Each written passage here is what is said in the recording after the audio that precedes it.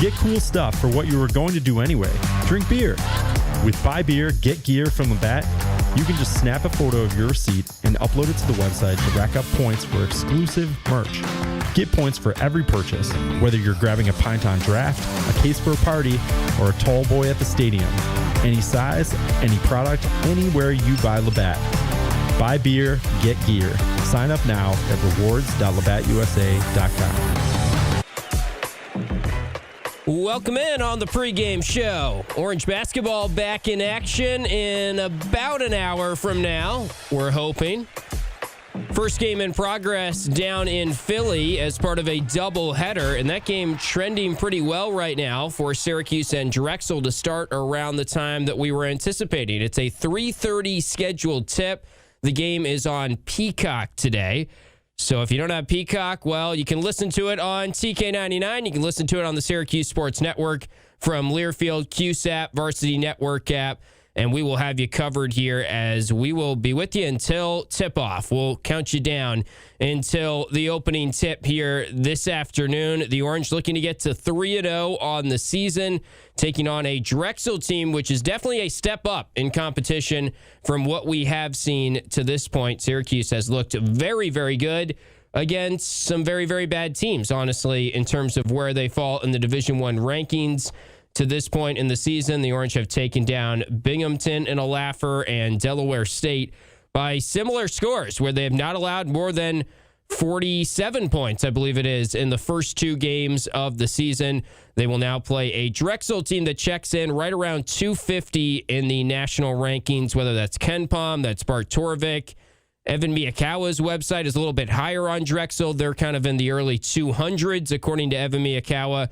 The Orange are projected to win this game on those websites by about 15 points. The spread right now from our friends in Vegas, ESPN Bet, etc., is minus 12.5 at last look for Syracuse. The game ahead of the Orange is Penn State and LaSalle.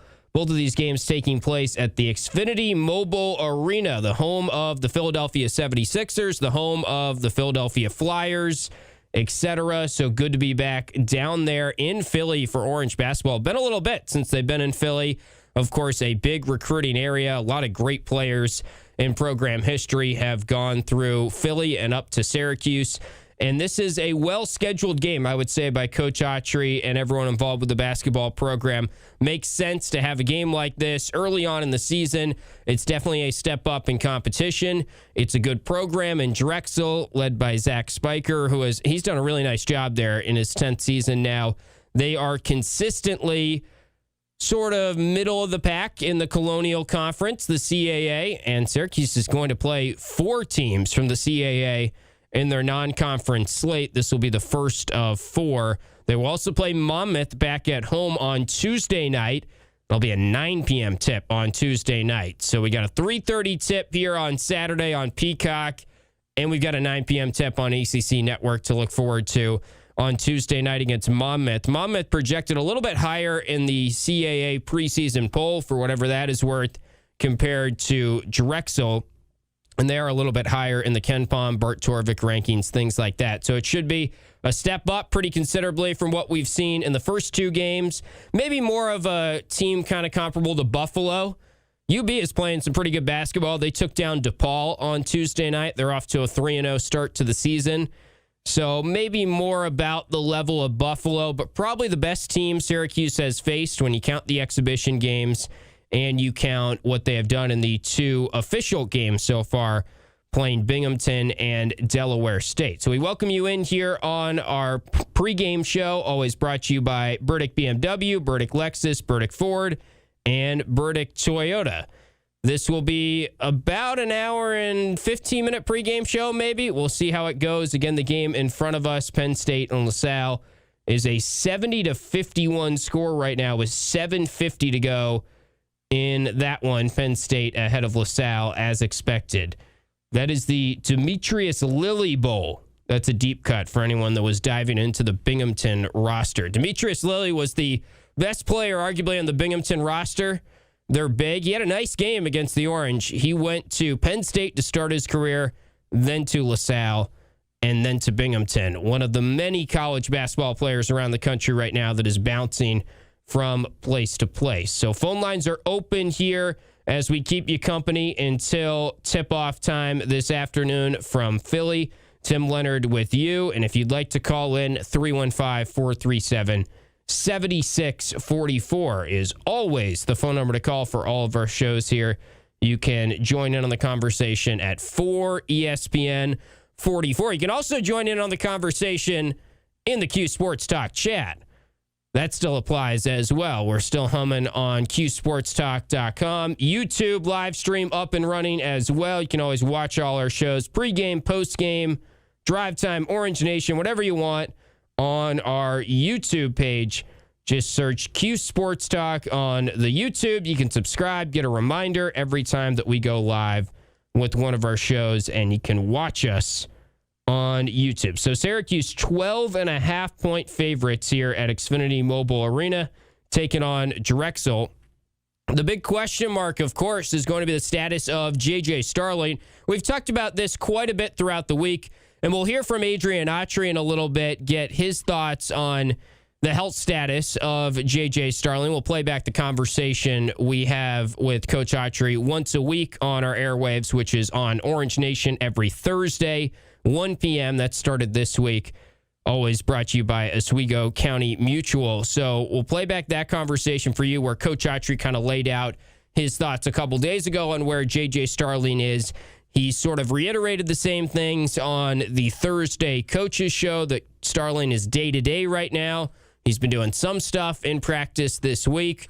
We know if you have been stalking the Syracuse social media accounts, there was a photo of J.J. Starling jumping, which is a good sign. If you're jumping, that means you're doing some stuff, you're doing something, and we don't exactly know how serious this injury is, how unserious it is. I guess we kind of do know because Coach Autry has told us it's not a serious injury, but he has said they're going to take it slow with JJ. And then today, similar messaging coming out to what we've heard this week, where he is a quote-unquote game time decision for this game against Drexel. So we'll keep you updated on that, see if we find out any news in regards to J.J. Starling.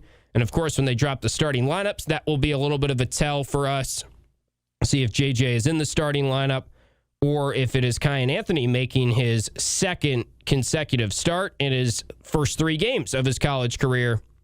And, of course, Kyan has been terrific so far, and we can discuss Kyan Anthony some over the course of our time with you leading into this roughly 3:30 tip-off time from Philly, Xfinity Mobile Arena, Syracuse, and Drexel. Let's hand out my score prediction for this game and also give you a little bit of a scouting report on Drexel before we hear from Coach Autry. And again, game time decision on J.J. Starling. We'll see if he warms up. Seems like he's probably going to give it a go in warm-ups, and they're going to sort of test how that goes and if he is ready to go. Knowing J.J., I mean, he came back from the injury last year. Remember, it was a road game against Florida State. A little bit earlier than maybe we anticipated. He came back from that wrist injury. I would think J.J., of course, wants to get out there as quickly as possible, but I think they also have to factor in, all right, there's a game today. Then there's this kind of a quick turnaround game Tuesday against Monmouth. And then you really need him healthy and conditioned for the Houston game. If you're calling him a game time decision for this game, I think we can confidently say he should be back for the Houston game, which is the first game of 3 that the Orange will play as part of the Players Era tournament from Las Vegas, where they will take on the current number 1 team in the land, Houston, in the first game, then Kansas in the second game, and then probably another very solid team in the third game, depending on how that tournament shakes out. But as for a scouting report on Drexel, oddly enough, this is the only game Drexel is playing this season against a power conference opponent. So this is very much their Super Bowl. They're playing about 5 minutes away from campus at Xfinity Mobile Arena, where the 76ers play. And Drexel has played 3 games so far. They are 1-2. They oddly also were just in our neck of the woods here down the road at Hamilton, playing in front of a much smaller crowd than they will play in today. They lost to Colgate, a team that they were projected to lose to. Colgate a little bit ahead of them in the rankings, and the Vegas spread had Colgate winning that game by a little bit, and they did end up winning the game by a little bit. It was a 7-point victory for the Raiders over the Drexel Dragons on Tuesday evening. High-scoring game, 90-83. Pretty typical Matt Langle Colgate game there, where both teams got up and down, made a lot of threes. Drexel actually did convert 15 threes in the game. They were down by 19 at halftime on the road at Colgate on Tuesday night. Cut the deficit to a 2-point game at one point, 60-58. Ended up losing by 7. Again, final score of that one, 90-83. Game before that was another future opponent for Syracuse when Drexel played St. Joe's. Remember, St. Joe's not a game in Vegas anymore. That game has actually been relocated to the Dome after they had a coaching change. St. Joe's 137 in the KenPom rankings as of last look. When they played Drexel about a week ago, the Hawks beat the Dragons 76-65 in that game. So Drexel has started the season back-to-back losses after dispatching Widener, who I'm assuming is a Division III team. Got to be a D3 team if you've got the name Widener. And they did take care of Widener like you'd expect, 93-59. So Drexel 1-2 on the season, about what we expected Drexel to be at. And this is definitely their Super Bowl today. This is a big game for them.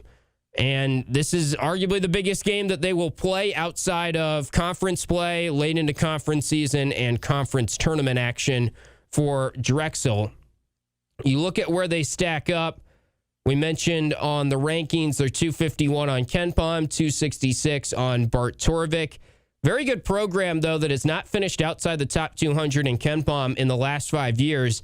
They did lose a ton from last year. Their top 4 players all hit the portal and all went to Power Conference schools, Power 5 schools. You had a player go to Indiana, a player go to Florida State, player go to Providence, and a player go to Butler. So 4 key starters lost from last year. Key guys to watch for Drexel, Shane Blakeney, who put up 24 points on 7 for 11 from three-point range on Tuesday night in Hamilton. He has had an interesting stat line so far, 9 for 20 from 3, but has struggled from inside the arc, just 6 for 23 from two-point range for their top scorer, Shane Blakeney, a guard, averaging 14 points per game. Pretty balanced attack for Drexel on the season in a small sample size of just 3 games. Eli Beard has also had a 24-point game the other night. He went for 24 at Colgate off the bench. D3 transfer guard is averaging 12 points per game. Drexel very much banged up in their front court. We'll see how healthy they are, and we'll monitor that. They do have some size. They have 2 7-footers that could play off the bench if they are healthy, but it seems like they have not been as healthy as they want to be at this point in the season. And they are a very good rebounding team. We mentioned they have size. They've got a good amount of athleticism, not necessarily guys that will beat you off the dribble at the guard position. I would view their perimeter and guard lineup more as shooters and not creators. From what I've seen so far, just watching back the Colgate game, watching them play against St. Joe's, not the most dynamic guard group, which I think is good for Syracuse. I think that favors them. The Orange have done a very good job at defending the three-point line, albeit against 2 minor opponents so far that are not going to be good three-point shooting teams. Binghamton is the type of team that almost exclusively shoots 2-point shots in the last several years, and they only made 1 3 against Syracuse. Delaware State only made 1 3 against the Orange as well. So I'm expecting Drexel to want to slow down the game. Of course, that's kind of always the goal when you go against a team that is superior athletes to you. And when you're talking mid-major CAA team going against an ACC opponent that has top 50 talent all across the roster in Syracuse, they, of course, want to slow it down, want to make this more of a half-court game. The question really is, can Syracuse get the turnovers, create havoc, create disruption, as the coaching staff loves to use that word about their defense? Can they keep up the intensity, the concentration, the energy that they have had defensively? And can that lead to the easy buckets we've seen, whether it's William Kyle rim running, whether it's Kyan Anthony in transition, Nathan George lobbing to the rim in transition to find a Sadiq White, a William Kyle. That is where this team is at its best. That's what Coach Autry wants the identity of this team to be. And this is going to be an interesting test, definitely a tougher test than they have faced so far in terms of what Drexel throws out, because they always play year in and year out one of these slower tempos of any team in the country. They typically rank 330 or lower in the nation of about 365 teams and how quickly they play. Syracuse wants to probably be a top 100 team in adjusted tempo on KenPom. So the battle of tempo will be interesting in this game. And also I'll be monitoring just how effective Drexel is at getting rebounds. Syracuse was a very good rebounding team last year. Actually underrated how good they were last year. They've been okay to this point in the season. I mean, they've won the rebounding battle when you count the exhibition games. They've won the rebounding battle in 3 of the 4 games. But really, you should win it in all 4. The game they lost was to the Division II opponent Pace in the exhibition game. And I think we all agree that's the worst Syracuse has looked to this point in the season. So the rebounding battle will be interesting. Drexel is top 25 in the nation in offensive rebounds per game. They're averaging 17 offensive rebounds per game. My score prediction right now, I would say Syracuse wins this game 73-57. Most of the projections, the Vegas spread, etc., have this being a higher scoring game. I think Syracuse's defense is better than what the metrics are saying and better than people realize, and I think that's going to continue against a team in Drexel that does not have dynamic guards that can beat you off the dribble. Syracuse has done a good job defending the three-point line. It seems like Drexel has only really been able to score from three-point range, so I think that matches up well for the Orange. I do think that we're probably going to see Syracuse in a little bit more of a game than we have to this point in the season. Probably expecting this to be a similar vibe to the Buffalo game. Maybe it's not in the same nature of Buffalo kind of racing back into the game late, and maybe not truly that close late.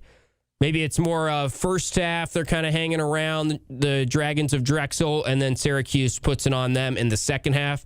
But I'm going to say 73-57 is my score prediction. The Orange over Drexel today. That would cover the spread. They're 12.5-point favorites on ESPN Bet. So we're off and running here on our Burdick BMW, Burdick Lexus, Burdick Ford, and Burdick Toyota pregame show. Drop your score prediction in the Cuse Sports Talk chat. We would also love to hear from you via the phone lines if you're driving around and have any thoughts on Orange basketball. 315-437-7644. We'll hear from head coach Adrian Autry as we return on our pregame show. You're listening to it on ESPN Radio and watching it on CuseSportsTalk.com. Auburn Community.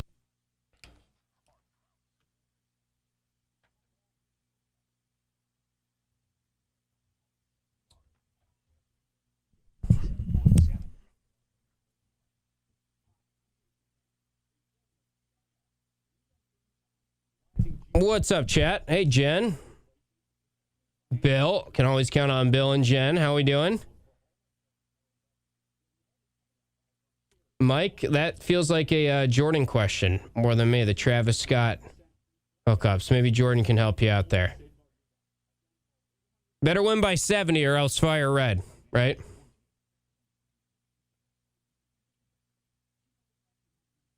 Yeah, I don't know. Widener's definitely not D1. We could look it up right now. Got to be D3, I would think. You don't see a lot of D2 basketball. Widener Division basketball. Widener is D3. Oh, you guys already figured that out. Look at you. Yeah, that confused me too. A fragment of the shoe?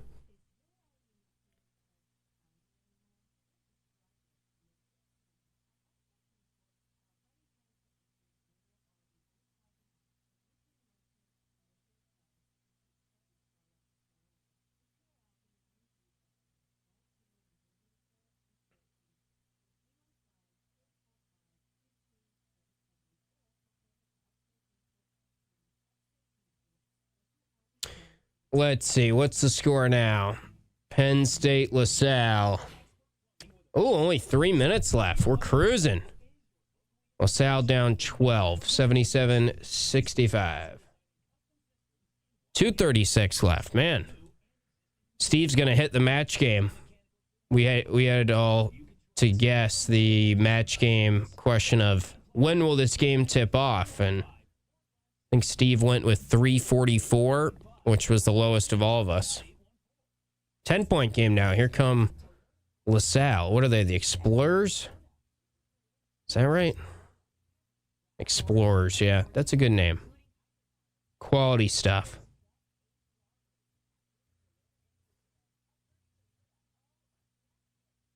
Yeah, that Google thing's pretty helpful.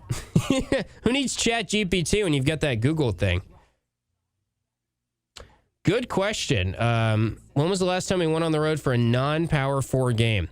Well, I guess Richmond was an MSG game.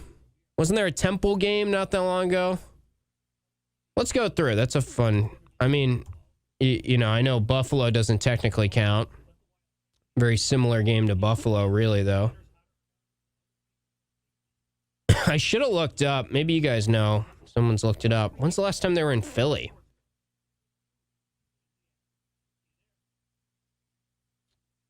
Last year, they just played Texas, Texas Tech, and Maryland neutral. Then you had Maui 2 years ago. You had... That was pretty much it. 3 years ago was the Richmond, St. John's. That was Brooklyn. I shouldn't have said MSG. Brooklyn for that. Wasn't there a Temple game? Am I making up a Temple game? VCU and Bahamas was neutral. That doesn't really count, though. I think you're talking more like go close to their venue. This is an abnormal game.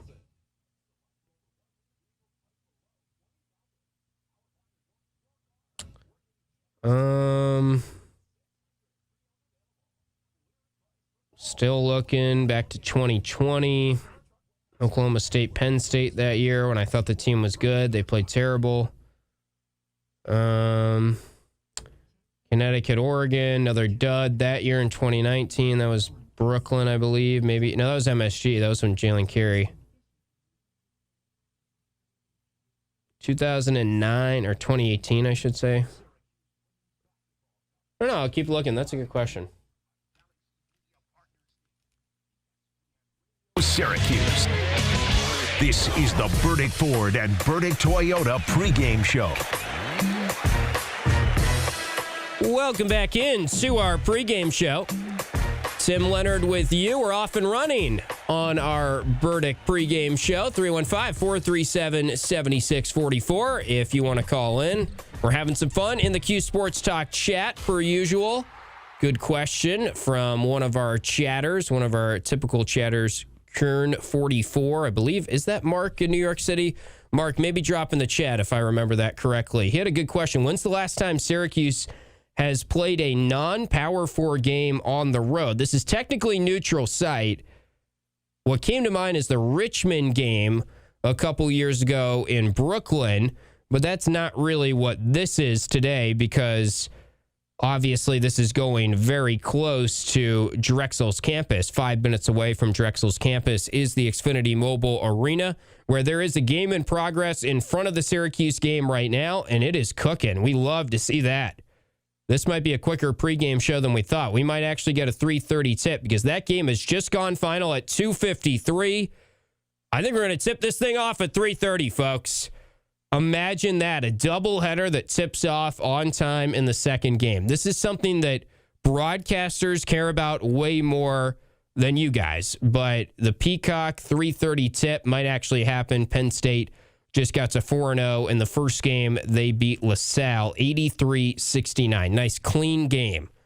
Easy win for Penn State to clear the stage for the doubleheader, the second game of the doubleheader, I should say, and that will be Syracuse and Drexel. Before we go much further, let's play back the conversation from earlier in the week on Thursday when Coach Autry always joins Stephen Pauly on Orange Nation. Every Thursday, 1 p.m. going forward, You'll have that to look forward to. Coach Autry coming on this week. It'll be a double head coach Thursday. We'll have Fran Brown at the start of the show, followed by Adrian Autry around 1 p.m. Here is their conversation from Thursday, where Coach Autry touches on J.J. Starling's status and just his overall thoughts on the team to this point in the season. And with that in mind, let's bring on the head coach of the Orange. Our first visit with him during the season, brought to you every week by Oswego County Mutual. Coach, how are you today? Doing good. How you guys doing? We're doing great. Good, Coach. I just realized you and I are very much the same age, and I did not know that. And Slick Rick is coming to Syracuse. Were you a Slick Rick fan? Big Slick Rick fan. What got me to school every morning on my headphones, man, and my Walkman. Hey, young world. we just played them. All right, good. So he is he's probably top 10 for me in rappers all time. I like it. December 12th, in case you're free that night, Coach. You want to go with me? I already asked Steve. He can't go. So I can't go. I've got to work. I'm sure you probably have to work as well. You want to hang out with me? But Paulie's free, so Paulie's going to the concert. Steve, you're missing out, man. You're missing out, Steve. Man. Oh, I would love to go. It's a Friday night, so it's tough for me to get Friday nights off of work. I get it. All right, Coach. Let's jump into basketball, and obviously a very impressive start. You've gone out. You guys have taken care of business against Binghamton. You took care of business against Delaware State. What's stood out to you and the rest of your coaching staff from those first two games? I thought our concentration and our effort was really consistent. We didn't have a lot of dips. I thought our effort and energy, level 5 energy, was more consistent than our 2 preseason games, and I thought that was the difference. It's obviously very early. You're only 2 games in, but one thing that Paulie and I have been talking about on the show is that there are certain things that we feel like we already know about this team, and I want to get your thoughts. And one of those things is it looks like this team is much better defensively than we've seen even just the last handful of years. I mean, do you feel that way as well when you see it every day at practice, and we've obviously seen what the games look like? Are you ready to say, this team defensively is the best that you've had to this point? I think ability-wise, yeah, but still a work in progress. But I like where we're at. We definitely have. It's probably the best defensive potential we've had since I've taken over. I thought my first year's team had that. I think we really needed that interior presence, which we lacked that towards the end of that year. But I think this team has those similar makeups of just the speed and the quickness and aggressiveness that you need to be a solid defensive team. It's a perfect segue. I was going to ask you about William Kyle III, and you told us he was a really good player, and I think he's surprised a lot of us that he's not just a defensive player, but he's pretty skilled on the offensive end as well. He can finish around the basket, great in the pick and roll game. He's athletic. He gets up and down the floor. We've been very impressed by him. How much does he help what you guys are trying to do though on the defensive end? Obviously he had 6 blocks the other day. I think it's extremely important as our younger perimeter guys continually try to get better, so that when we do have those drives, that we can protect the basket. So it's really important, especially early on. Hopefully we won't have to depend on him as much as we continue to get better and work on it, and just have him, kind of still protect the rim and guard his position a little bit more. But you got to have the way we want to play with the level 5 energy that we're talking about, and gassing out and giving it your all on that defensive end. You're going to need some people to be able to back you up, because on the perimeter, we're going to try to be more aggressive than we have in the past. Coach, when you look at your defense, what is it that worries you right now? We've talked about it's got better potential. What do you guys think you need to work on? I think just collectively the communication. I think that's the biggest thing, continuing to talk to each other. We call it chatter. We got to continually be more connected, more chatter, more talking to each other. I think that's the biggest thing. I think that'll help us out a lot, and we got to get better at that. We're not quite there yet with that. And then finishing possessions with rebounds. And And you've done this with JJ playing all of 3 minutes. Obviously, he left very early in that opener against Binghamton. Can you give us any sort of update in terms of how he's doing, when you expect him back? What's the latest on JJ? He's still day-to-day. It's a possibility that he could, be back with us early as Saturday. But we expect him back soon. He's a leader. He's a senior leader of this team. He's the guy that really is bought into the level 5 energy, the effort. He's a guy that is one of the fastest. He's blessed with athletic ability. So we're just looking forward to getting him back and continually getting better as a unit and as a team. With him out, we've seen Kyan Anthony get some extra minutes, and he certainly made the most of those extra minutes. He's been very impressive through these first 2 regular season games. What have you liked most, Coach, about the way he's playing and really the way he's just handled this situation in general? Well, I think the one thing about Kyan is that he understands that he, has room for development, and I love that about him. Very receptive to improving it in some areas that he's continuing to improve on. But he's a very confident young player. He's highly good IQ. He can make plays. He's not just a scorer. I think those are all good traits that you have to be successful. Confidence and good IQ and understanding and feel for the game on both sides of the ball. And that's what I like. But he knows he knows he needs to still improve, and he's very receptive to coaching. Coach, JJ, we've only seen him for a couple minutes so far this season, but last year, was he in positions last year where he had to take more shots and tough shots? And will this year's team help him be more efficient on the offensive end? Yeah, I thought last year, we needed JJ to do a lot, and he had to really, like you said, Paulie, he had to make some things happen for order us to kind of hang around and have a chance. We needed him to play that way. I think this year, with the other players that we have around, I think it will allow him to be more efficient. I think you'll be able to see more of his game really this year. His passing, his playmaking, not taking better shots. I think you'll see that all kind of come to fruition this year with this team.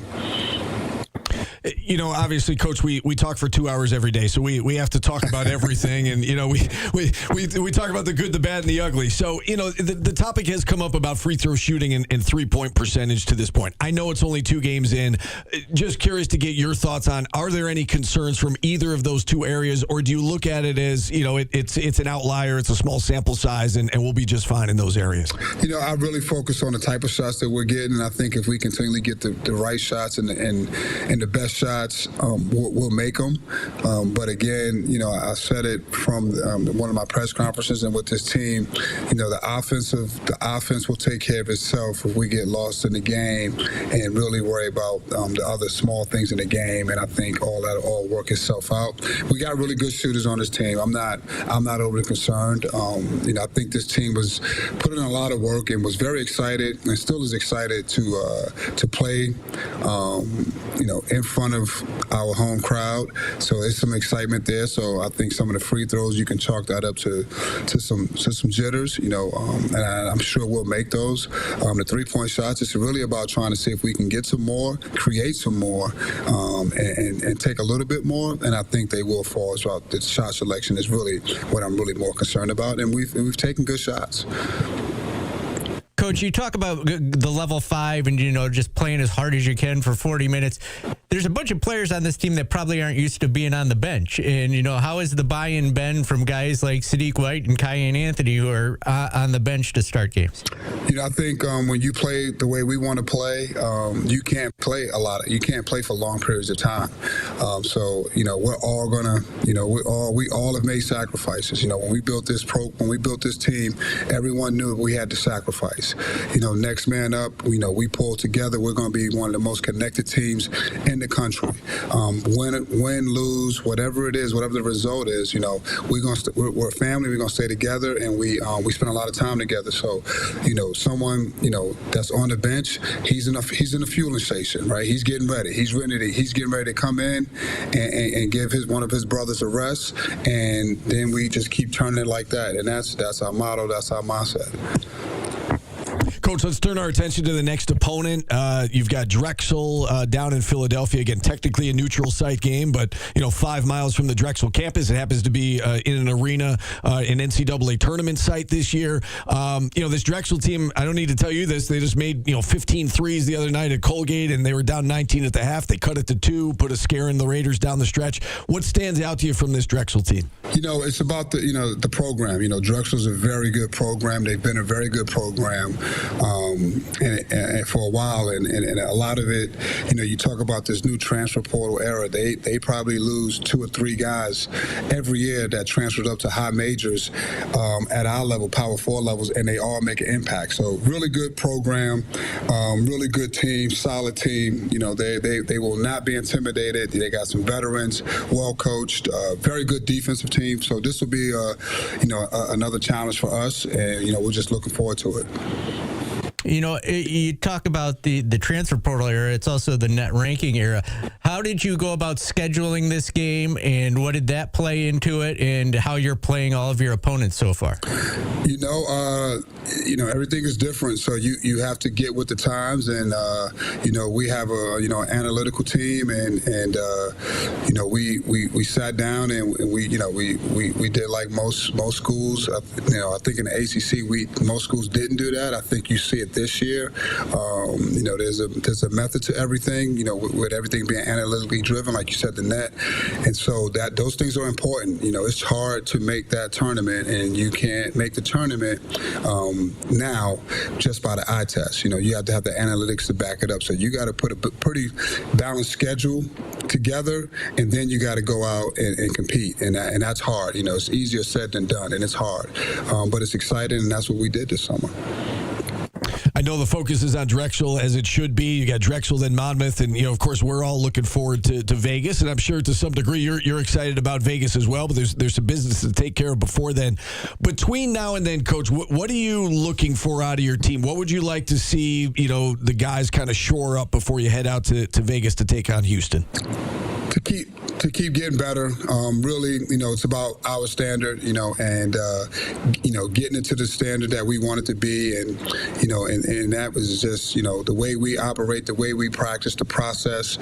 We talk about the process and do not focus on the results. So just getting more consistent in that and what we do inside this gym, and then going out and executing what we need to do. That's all that we're trying to do. It's not about the opponent. It doesn't matter who we play. It's not about the opponent. It's about us. And that's the focus, and that's the approach that we will have this whole year. How do you keep your team from doing what my co-host just did and thinking about Houston already? It's challenging. I mean, again, but this group right here, we're doing something together, and we're starting to see, a little bit of the effects of if we do this thing the way what we've been doing, we're starting to see the benefits of it. So we're just excited about each day. We stay in the day, stay in the moment. The future is the future. When we get there, we'll get there. And it's really just taking it one day at a time. Very cliche, very hard to do at times, especially in today's society. But we lock in every day. We punch it every day. We check, when we get here, it's about what we're doing today. So we prepare our guys, and we talk with our guys every day about what today holds. All right, good to hear from Coach Autry. That conversation from Thursday on Orange Nation, always brought to you by Oswego County Mutual. When we have Coach Autry on the Thursday 1 p.m. Orange Nation, we'll give you an update on J.J. Starling as we return. Found out if he is playing or not. We'll tell you about that on the other side. You're listening to our Burdick pregame show here on QSportsTalk.com and ESPN Radio. This is Orange Nation.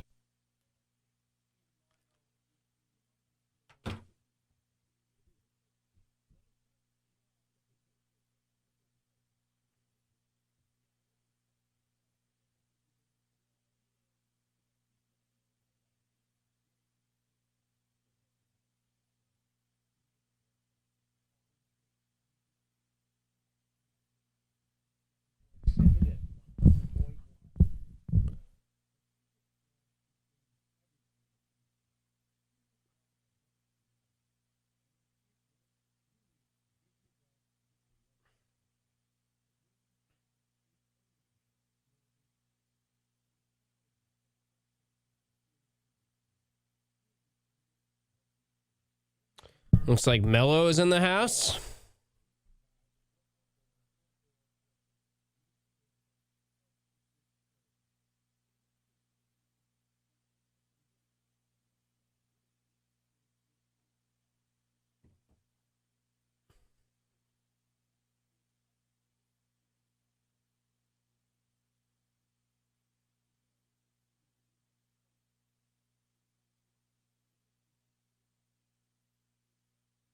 Oh, happy birthday, Dom.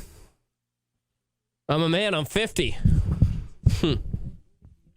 Yeah, your kids probably don't even know the Gundy reference, right? Happy birthday. That's a big one. The big 5-0. Doing anything fun today besides watching Cuse?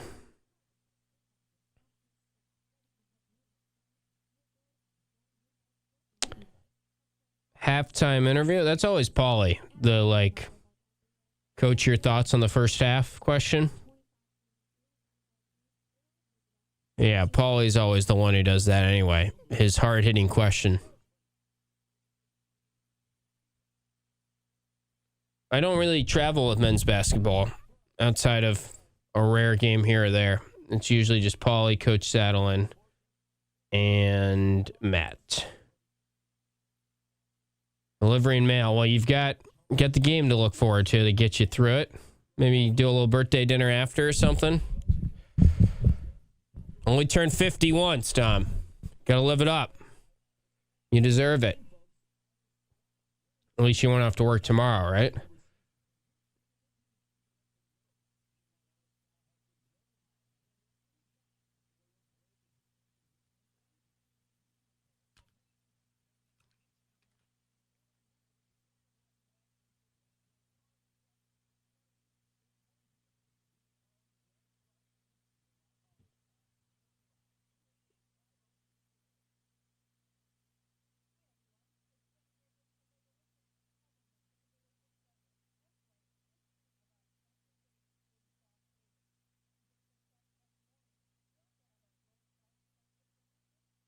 Let's see what's going on in the college football world.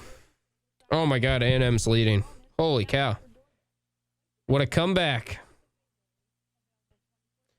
Butler beating SMU in basketball, 43-38 at the half. Georgetown beat Clemson, 79-74. Not a good look, really, for the old ACC. Guess what the odds were for Texas A&M when it was 30-3? Plus 1,000. What? Plus 5,000. Wrong way. Plus 200. Almost. Just tell me. Texas A&M, when I saw it at 30-3 in the first, I think it was in the second quarter, was plus. I think it was plus 106. It might have been 27-3. Yeah. Jeez. Vegas knew, dude. Oh, Notre Dame is pummeling Pitt. Yes, they should. What's going on with How was Northwestern? Northwestern's up on Michigan, yeah. Pat Narduzzi got his wish of, I don't care if we lose this game 100-3 or whatever he said. Did you hear that? No, but Narduzzi's always fun. Yeah. Oswego, W249BC Mattydale, W261AC Oswego, WTKWHD2 Bridgeport, ESPN Radio. This is the Burdick Ford and Burdick Toyota pregame show. Yes, it is. Welcome back on our pregame show.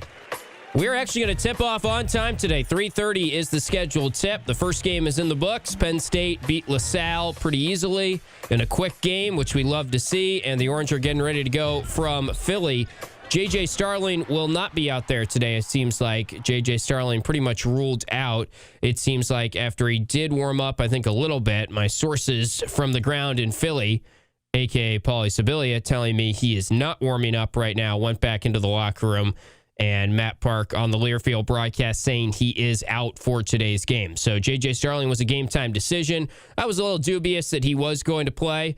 Good to see that he is doing some stuff and was even close to being in the conversation of playing this game. Hopefully we see him Tuesday night against Monmouth, because it would be nice to see J.J. get a game in, a full game, before they make that big trip to Vegas and take on Houston. But J.J. Starling out for this game today as the Orange are taking on Drexel. It is a 3:30 tip time from Philly Xfinity Mobile Arena. Going to be interesting how much of the crowd is Syracuse, how much of the crowd is Drexel. We know Carmelo Anthony is in the house for the first regular season game. He's seen Kyan Anthony play this year. He is sitting front row. VJ Edgecombe of the 76ers, who was a high school teammate at Long Island Lutheran of Kyan Anthony. He's also off to a very nice start to the year for the 76ers. Is sitting right next to Melo in the front row. So Melo maybe going to give the Orange a little bit of a home court advantage today. That reminds us about our friends at the Marriott Syracuse downtown. Your home advantage for breakfast, lunch, or dinner any day. Home of the home tailgate and unbeatable with free parking and a $2 shuttle to and from any game inside the Dome. Keep that in mind. Shaughnessy is always a great place to pregame, football, basketball, whatever, and then you can get that shuttle and free parking. $2 shuttle, can't beat that. So we thank our friends at Marriott Syracuse downtown. Keys to the game are brought to you by Drivers Village, DVOffers.com. I went through on my show Drive Time. Check it out, 5 to 6 p.m. I went through my 3 big keys yesterday. If you weren't listening then, I'll kind of reiterate them for you quickly here. Biggest key, I think, for any Syracuse basketball game this season is going to be keeping that concentration level up on defense. And really just Syracuse is going to go as far as the defense takes them this year. It's pretty obvious this team spends maybe 80-90% of their time in practice on defense. In the offseason in the summer, they spent a lot of energy on defense compared to the energy on offense. And that's because they understand if they do the things that they are capable of doing defensively, if they give that energy, that consistent energy for an entire 40 minutes, that will make their lives much easier on offense, and that will allow this team to get out and play at the tempo that they desire. That is important today, considering the tempo that Drexel desires is a much slower pace game than what Syracuse wants. Second key would be to box out. Drexel, 21st in the nation, averaging 17 offensive rebounds per game. The Orange gave up 17 offensive rebounds to Delaware State. That was one sort of scary stat that came out of the first 2 games, which were very positive. Only allowed 7 offensive rebounds to Binghamton. They were +3 on the boards against Delaware State, +9 against Binghamton. I hope when I am back here on the postgame show after the game that we are talking about how Syracuse was +10-ish on the rebounding battle today. I think they are capable of doing that against Drexel, but we do understand that that is one of the strengths of this Drexel team is their offensive rebounding. Third key on our Drivers Village, keys to the game, DVOffers.com. Don't settle for threes and half-court offense. My concern, and we'll get into the dream scenario here in a little bit for Syracuse. The nightmare scenario of this game is the Orange are stuck in the half-court set a little bit more, stuck in half-court offense a little bit more than they have been in the first 2 games, and they don't look that clean in the half-court offense. They haven't really had to prove anything in the half-court offense to this point in the season, and they did come out to start the Delaware State game, and they were jacking up a lot of threes. This, to me, is not going to be a 3-point shooting team. Nate Kings we like, and even though he hasn't made shots to this point, I'm perfectly fine with dialing up plays for Nate Kings and him taking 3-point shots. The guy was right around 45% last year from 3-point range at Oregon State. He's a very, very good shooter, and I think it will come for Nate Kings. We like Kyan Anthony shooting from deep. The rest of the team, I want to see Donnie Freeman, Sadiq White be on attack mode. I don't want to see them settling for threes. So in general, sometimes when you watch the Orange offense in the half court, it feels like they're still settling a little bit for jump shots.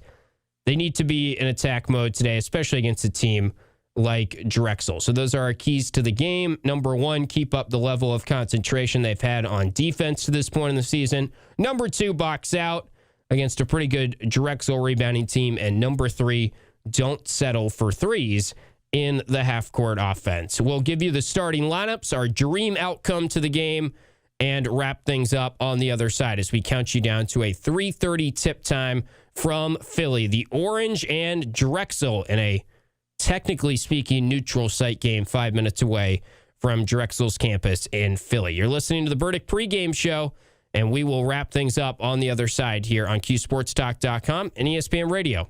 Did you miss drive time?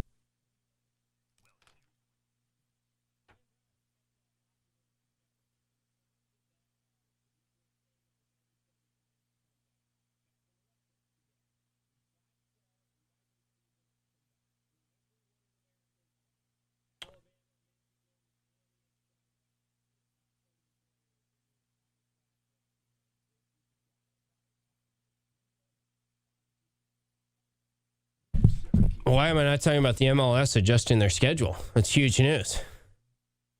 How are we watching this game? I hadn't considered that. I don't have Peacock. Let's see if I can. I don't think I have it, but I could probably. That's a good point. Jordan just came in and goes, "How are we watching this game?"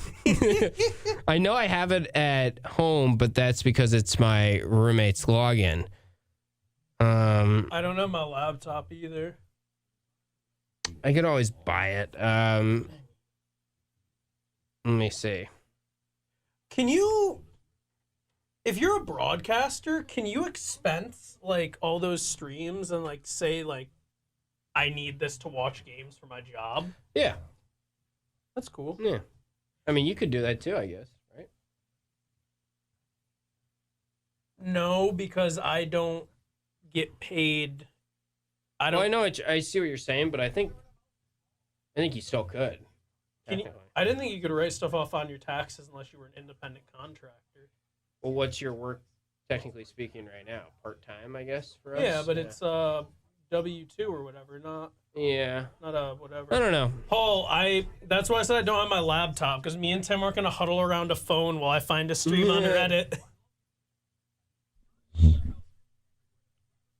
Shifties has it. Go there and watch party. Guys, we'd love to go to a bar and watch the game, but we've got to be back here as soon as the game ends. Actually, you know what? I don't know where I'd be able to get it, but I think Spectrum might give you Peacock for free. And I have Spectrum. I think I should be able to get us a login here in the next couple of minutes. If not, we can just. But either way, then we're gonna have to watch it on like a laptop still. Yeah. We're gonna get it on that computer. We could maybe throw it up. Is there an HDMI on that TV? Perhaps. We do that.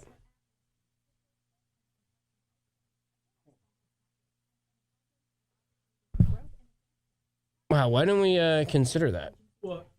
That we can't watch this game. I thought about it earlier. I was kind of just hoping you had a plan, but I should have brought this up earlier. And honestly, the reason I don't consider it is because I've never had this issue with a Syracuse basketball game, and for almost any other sport, I can find a way to watch it. Yeah. But college basketball can get tricky.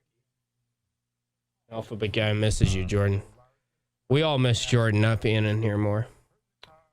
But it's good to have you on the big game days, Jordan. Pay for the service. They don't pay for Peacock. They do give me credentials.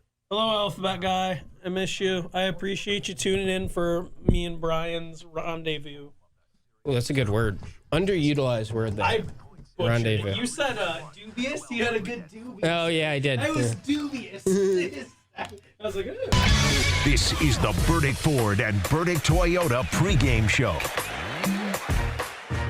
All right, wrapping things up on the Burdick pregame show. Orange basketball in Philly. 3:30 is the scheduled tip time. I think it is going to be a 3:30 scheduled tip, which is all exciting news. The game is on Peacock, which we're just realizing in the office we don't have Peacock right now. We're going to figure it out in the next 7 minutes, I'm confident. And then we will chat about the game on our postgame show afterwards, and we welcome your thoughts on the phone lines, as always, immediately after the final buzzer. We will be back with you, QSportsTalk.com, Cuse Sports Talk YouTube page, and here on ESPN Radio, Syracuse 97.7. Final thoughts here as we conclude on the program before the Orange playing Drexel. We got to give you the dream outcome to the game. That's brought to you by Liverpool Pool and Spa. Liverpool Pool and Spa. Back-to-back pools there threw me off. Dream outcome. brought to you by our friends at the Liverpool Pool and Spa. I would say the dream outcome is winning this game with defense again and seeing that the defense definitely translates to a little bit tougher competition than what we've seen to this point in the season, and holding Drexel to like 50 points.